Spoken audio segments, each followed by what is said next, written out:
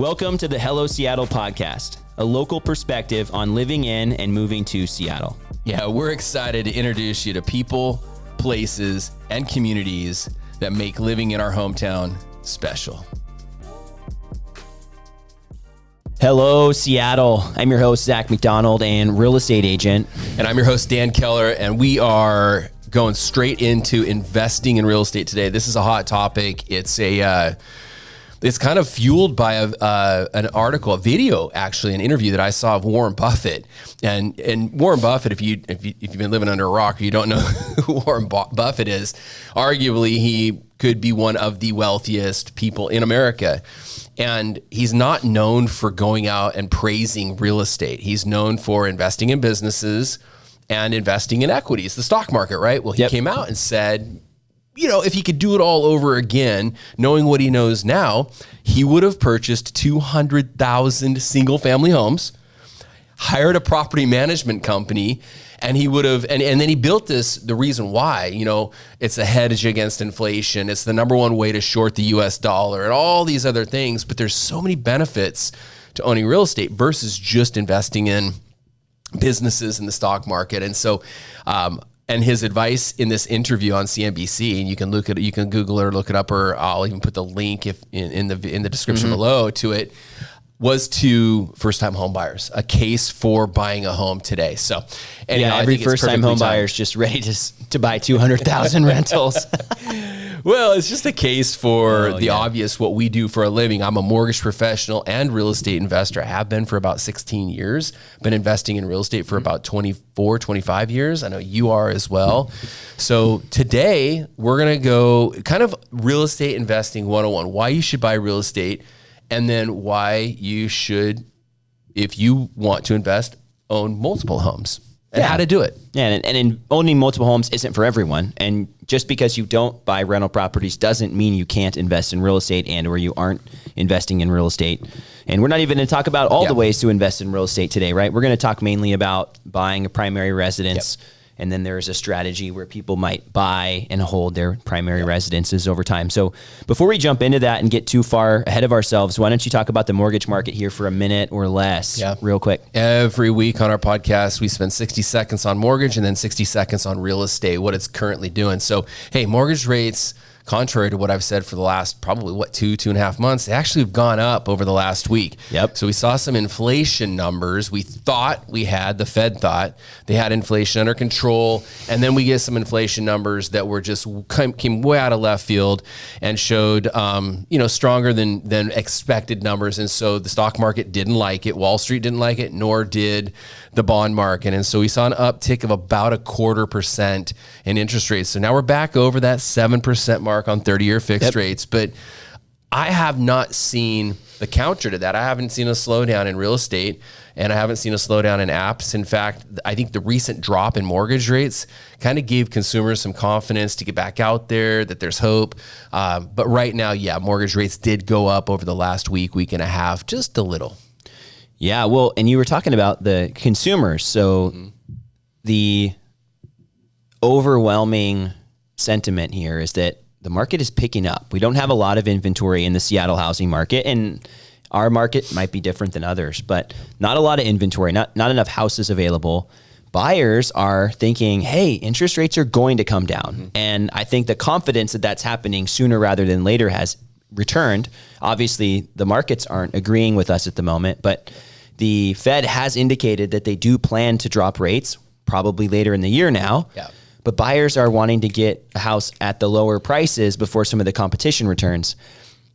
I was talking to the appraiser we had on the show a couple weeks ago. I had lunch with him and I asked him, about his experience in the market right now. And he said every single appraisal he's done over the past few weeks, over asking price. Everyone. Yeah, and we had clients over the weekend lose out. We had 3 of them, which was a bummer, but multiple offers. But even with the higher rates, because people are starting to speculate that rates are going to come down. So the activity starts happening before the news happens, right? Once we hear rates are down, well, everybody's going to start coming in. The rest of the people are going to come in, but it's going to be too late. Prices are already going to have gone up. There's going to have been multiple offers for months, which we're experiencing right now. So this is the time before the news starts happening. Yeah. Right. That's where you want to jump in. There's an opportunity definitely right now. Well, talking about real estate and wealth building. So this is something both of us are passionate about, not just real estate and building wealth, but building wealth in general and accumulating wealth and being generous with others. And something that we were talking about just off camera was that a large portion of people's net worth in America is tied up in their home. So Pew Research had a study, and they're pulling from some data a couple years old. So these numbers have changed, and we'll share those as well. But 45% on their study in 2021 was the percentage of people's net worth that was in their real estate. I would say it's probably even higher right now.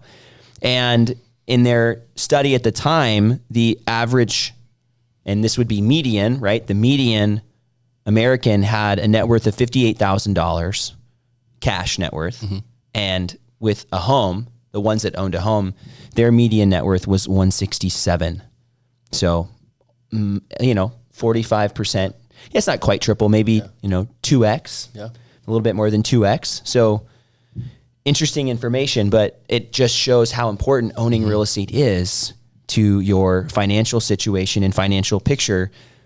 Whether you're able to afford it or not, it's a completely different conversation. But I think in this conversation, hopefully people will come to realize, number one, how important it is. Number two, maybe some of the benefits of owning real estate, and then some of the tactics on how they can buy real estate. Dan, what are some of the updated numbers? Because we were pulling those as well. I think it was like Fred and CoreLogic where some of this information was coming from. Yeah, there's some updated numbers in regards to just focusing on home equity. And I think there's two things that you want to understand. Like as far as investing, you can invest in, let's just say the stock market or the S&P 500. You can invest in companies, businesses, or you can invest in real estate.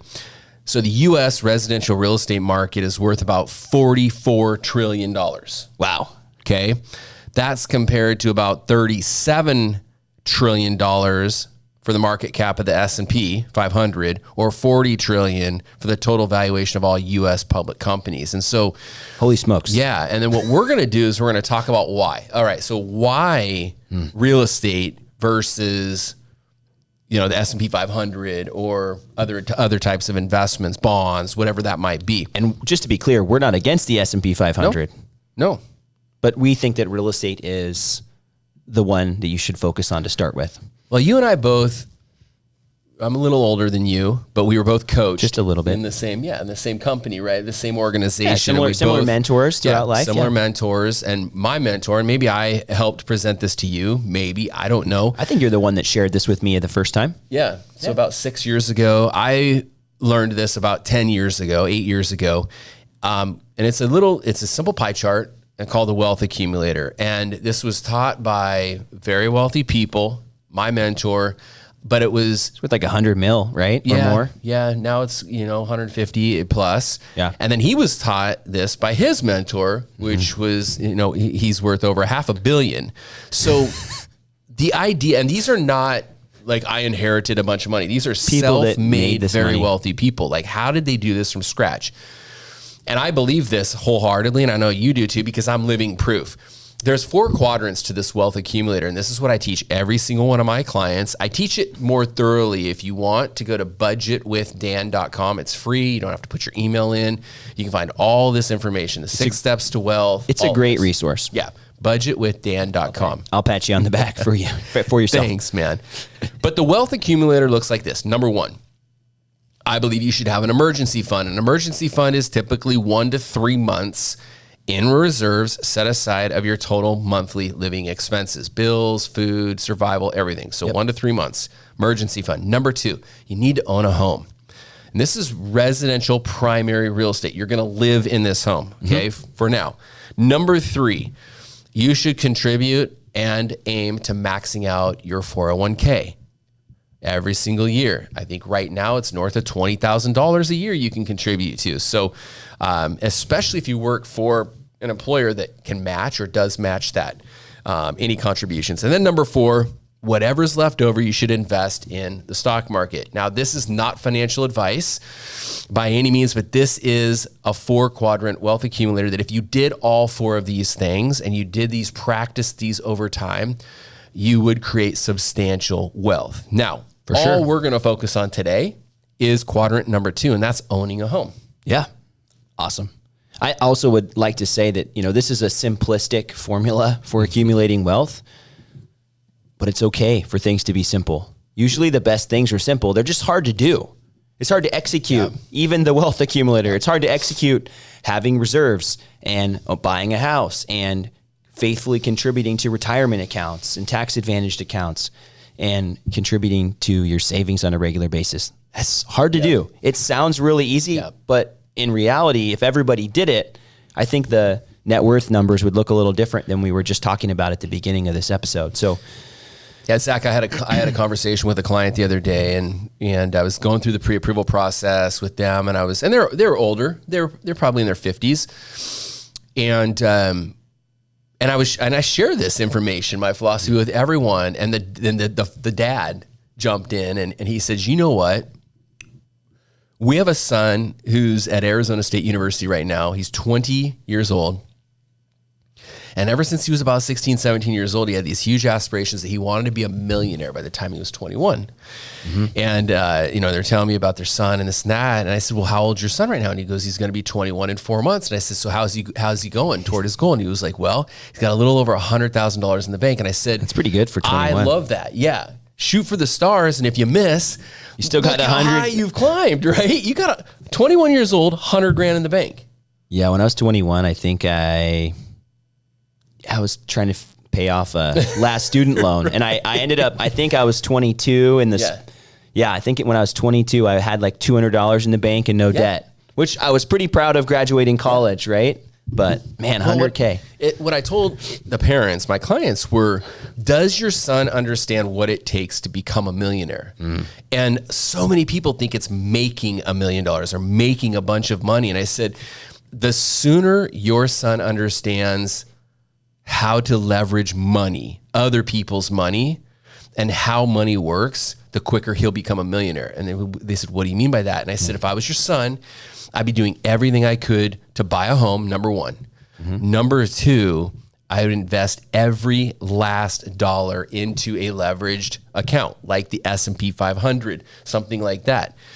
And I said, now you're able to leverage those types of vehicles to grow that money. And I said, once you understand that, he'll get to that 7-figure mark a lot quicker and probably much sooner than he thinks. And so anyways, he was like, would you sit down and meet with him? I said, absolutely. And so guys, the advice that I just gave them, number one, invest, buy real estate. Yeah. So let's talk about that. Let's talk about buying real estate, investing in real estate in Seattle, right? And this applies anywhere in the US as well. So we've got, let's say, 6 financial benefits of owning a home. And this is primary residence. You've got number 1, a forced savings account. Number 2. What does that mean? Forced savings account? Yeah, well, I'm going to go through them really quick and then we'll come back and we'll go through each one. So, we got the 6 financial benefits of owning a home. Number 1, forced savings account. Number 2, IRS refunds. Number 3, it's tax advantaged. Number 4, home appreciation. Number 5, it's a leveraged investment. Number 6, we've got cash flow. And Dan's right. We got to spend a little bit of time on each of these. So let's talk about the forced savings account. Every single month, Dan, you're putting money to paying down the principal of your home. Yep. And you know this better than I do, or the average viewer, that when you're paying your mortgage, a very, very small amount of it is going towards principal at the beginning. A lot of it is interest. But over time, that changes.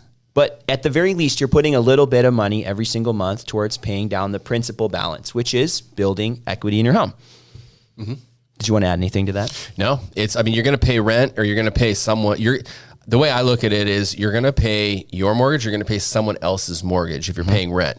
And so the cool thing about paying your own mortgage is a percentage of that, like you said, goes to paying down what you owe. So that's why we call it a forced savings account, because the money's there. Yeah. It's not easily accessible, or it's not as easy to access as money in your bank account, but heck, you got to pay to live somewhere anyway. So you might as well build a little bit of wealth at the same time. Yep.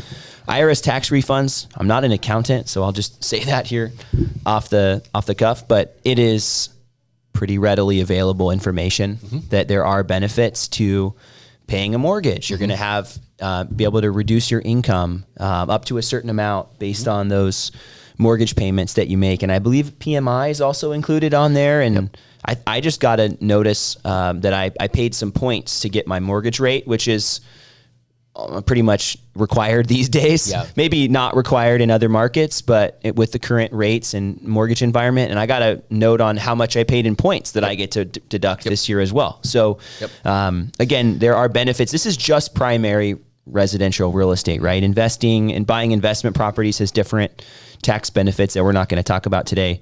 Tax advantaged, right? So when you own a primary home, if you do end up selling your house, there are tax benefits. So if you have equity built up and you sell, for a single filer, it's a $250,000 capital gains exemption. That's beautiful. A lot of people don't realize this. And a married couple or joint ownership on the taxes, you're going to have a $500,000 exemption. So essentially $250,000 per person in the relationship. That's pretty amazing. Jenny and I, people have, I don't want to say poked fun at us, but man, you're moving again. Seems like you guys move a lot.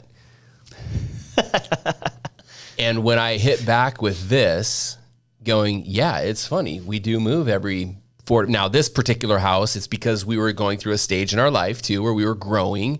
This particular house we're in now, I don't see us moving anytime soon. But every single time for the last 15 years, where we would get to have about $500,000 in equity, we'd move and we'd roll it. Interesting. And that's 100% tax-free, zero capital gains. We move it, we roll it into another house, or we pay off some debt, or we buy investment home, whatever.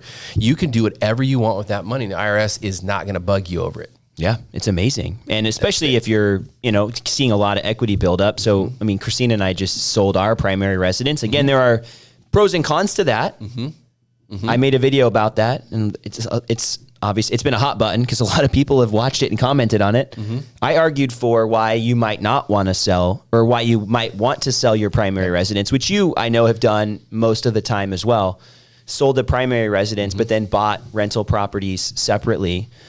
But the other benefit, number 4, that we talked about was the home appreciation. So the story you shared at the beginning with Warren Buffett about appreciation being a hedge against inflation. Yeah, you have that hedge against inflation, but in a lot of cases, in some markets like Seattle, it's even more than inflation. It's not just inflation, right? Even if inflation's 3-4%, which is not ideal, in Seattle, we've seen way more than that in appreciation. So it's not just inflation, but it does hedge against inflation. So that's the equity too, right? We talk about you're paying down the mortgage, but you also have the appreciation, which is also equity in the home. So it's working on both sides. Leveraged investment. So why don't you talk about that one? Yeah, leveraged investment I like, because you can take I think the way that I look at it, leveraged investment is you can take that particular home and you can put someone in there. You can rent it out. Yeah. You also, when I think about it, is let's say you have enough for a 25% down payment, or even you can pay cash for a house, but you can buy the house let's say you buy it with a 10% down payment. You're using somebody else's money to buy that house. You put the rest of the money you have and you put it into some other investment, right? Maybe you put it into the S&P or an index fund or a mutual fund, whatever you decide to do with it, right? And you're investing that money somewhere else. And then you're capturing the full amount of appreciation on the property with only 10% of the down payment versus 20 or 30. And somebody else is paying you or helping you capture that appreciation. So when I think of leveraged investment, that's kind of where my mind goes. Leveraging the lower down. Yeah. And so we share this with clients all the time, where if you put down the minimum down, let's just say it's 3% down, and let's just say it's a $700,000 house, which is let's just say $21,000. We're not going to talk about closing costs or anything. If that $700,000 house goes up to the tune of 5% in appreciation, that's $35,000 increase in value. Now, let's say that same person got bad advice or some advice from their family members, and they said, well, you don't put down 3%, put down 20%. the ROI, the return on that down payment, that investment, is much lower with the higher down payment. So instead of putting down 20 grand on that $700,000 home, they put down 20%, which is $140,000. So they put down $140,000. It doesn't matter what they put down. The house, that $700,000 house, still went up 5%, $35,000 a year. So when Zach talks about leverage, you're leveraging. You can now take, instead of putting 20% down, you can put 3% down, take the difference and invest it elsewhere. Maybe, and then we're going to talk about this here in a minute. Maybe that's another property. This could be a good transition into this in a second, but when I hear leverage, I think, let's put the minimum down. Let's live in that house. Let's put 5% down or 3% down. Let's live in that house per the guidelines requirements for 1 year. Take the additional money that we might have had to put more money down and go and put renters in that house, leverage that house, and then leverage our money to go now buy another home.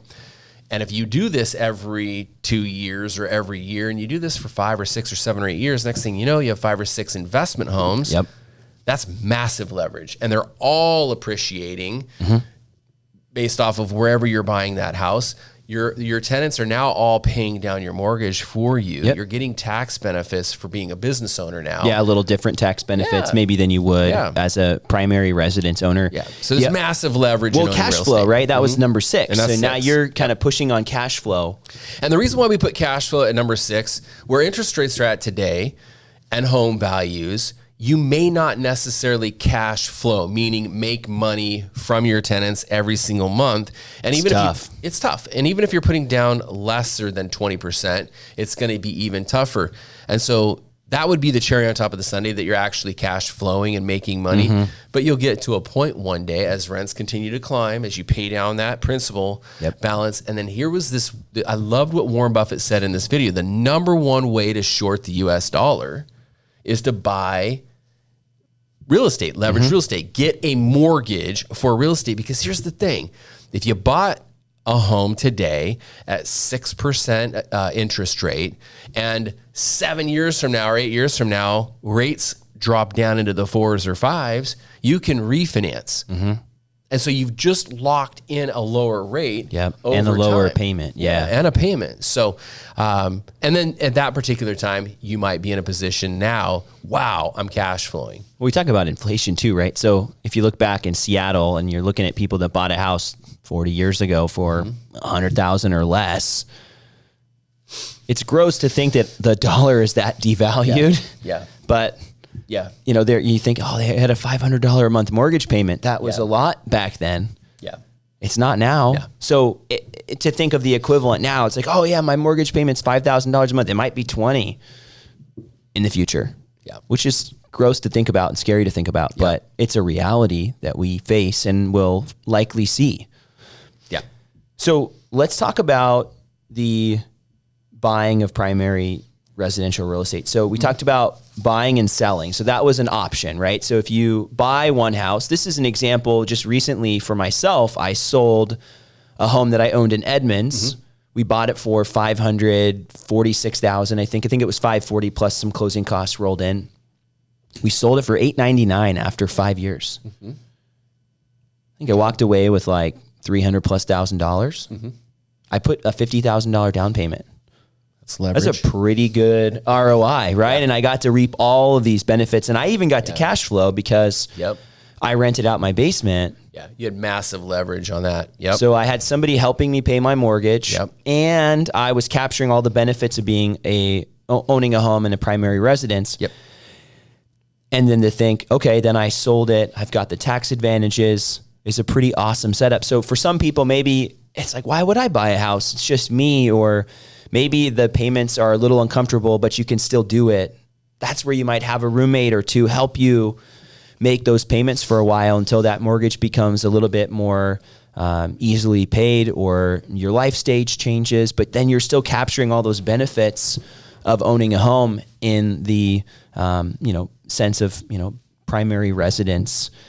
So selling, we talked about, has some benefits, and kind of rolling in every 2 to 5 years, buying something different and upsizing, your lifestyle maybe, or maybe you're trading straight across. It doesn't really matter, but you're getting that equity out, so you have the cash and you've also got it tax free, right? It's kind of like it's like an IRA. I joke with people, right? You pay the taxes on the money before it goes in, and then you have this exemption when you sell and make a profit. But the other option is another thing I think we should share here too, and that's where you buy and then you hold and you buy another primary residence. We talked about that a minute ago. You buy, live in it for a year, maybe clean it up, fix it up if you have to, put a tenant in it, go out and buy another one, do the same thing.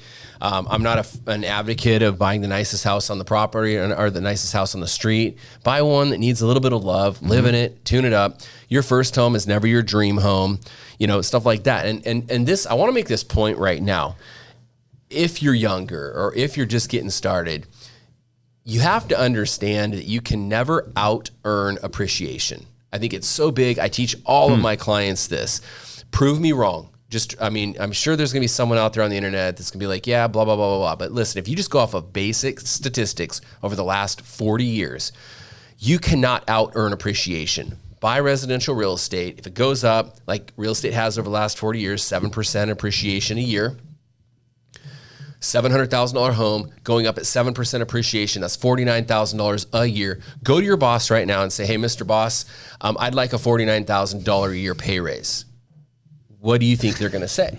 Probably not. Probably not. You better be bringing some massive value. So when I say you can't out earn appreciation, you really can't. And so buying one home, living in it, renting it out, buying another home, renting in it, it's massive leverage, and it's understanding too that you don't buy homes for appreciation. You buy homes, like Zach just said, you don't try to time the market. It's all about time in the market. And so this is a 10, 15, 20 or 30-year plan where, trust me, you do not want to see where home values are going to be in 20 years. You don't want to be on the buying end of things in 20 years. So if you could buy it now and hold, and then just deal with it. Put tenants in there, do whatever you need to do. This is making me want to buy houses for all of my children right now. Yeah. Thinking about it, man, I got 5 kids, 4 plus 1 here due in a couple weeks. And I'm thinking, man, what's it going to look like for them to buy a house in 15, 20 years? Or in Allie's case, my senior in high school in 5 years. She's going to have a heck of a time buying $1 million townhome right out of college with her partner, with her boyfriend, or fiance or husband at the time, hopefully. Even if they're both working and they're both making $100,000-something a year, it's still, you're going to need some money down on that $1 million townhome. I mean, it's just, that's your job, Dad. Yep. Yeah. So these are things that we're thinking about right now. So, but yeah, one of the ways is to buy and then leverage mortgage guidelines to live in it for a year and then go out and put the minimum down, 5% down, versus doing it the traditional way. If you want to buy an investment home, you have to put down 20%. If you just want to buy a home to put tenants in, you're going to be required to put down 20%. So that's why we say buy a home with 3 to 5% down, live in it for a year, put renters in there, and then do it again. And you get a better mortgage rate when you buy it as a primary residence, right? So absolutely, it's kind of a no-brainer strategy. Yep.